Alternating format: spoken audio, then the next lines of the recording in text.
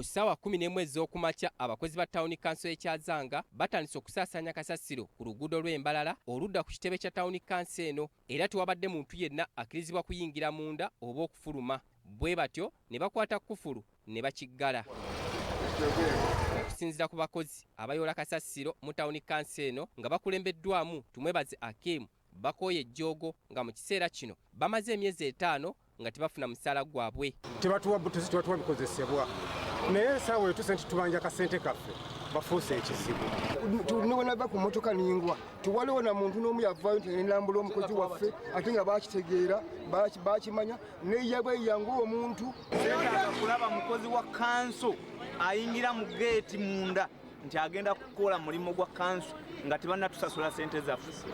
Olw'ensonga tubanja ebbanga ddene, ebbanga lye tumanjizza sente zaffe tebaagala tusasula, balowooza ffe tutulya. Abatuuze bagamba nti balaze obutali bumativu bwabwe enfunda eziwera kyokka be kikwatako tebenyeenya. Basajja batujja kuza kunywa ebibuga bino naye ebibuga bikyafu, emmanju amayumba makyafu, olaba ekiri mu Kyazanga olwaleero tuwa ssente mpitirivu buga n'okuwa ssente nyumba nga bagiggala. Tawunikira lwaki takwata ssente z'abaana abayonja kasasiro n'azibawa.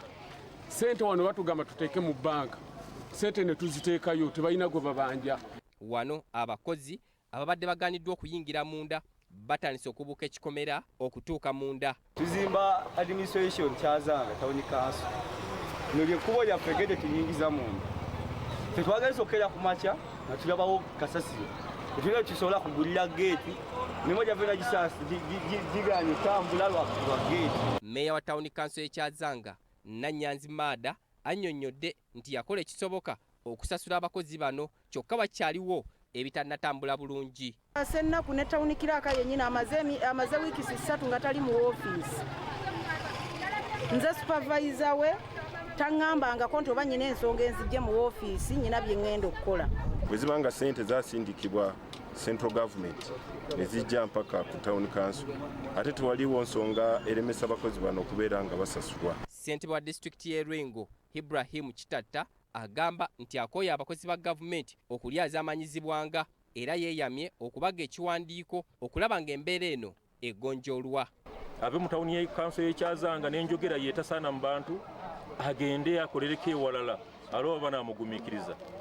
Era ebbaluwa emujja wano Ekyazanga egenda kuteekebwako omukono olwaleero omuwanika aveewo agende ayolose obukugu bwe obutamanyi kwogera mu bantu ewalala. We tuviiridde ku kitebe kya Town Council eno nga kikyali kiggale kyokka tukitegeddeko nti Town Clerk abadde atandise okunoonya ensimbi z'okusasula abakozi bano.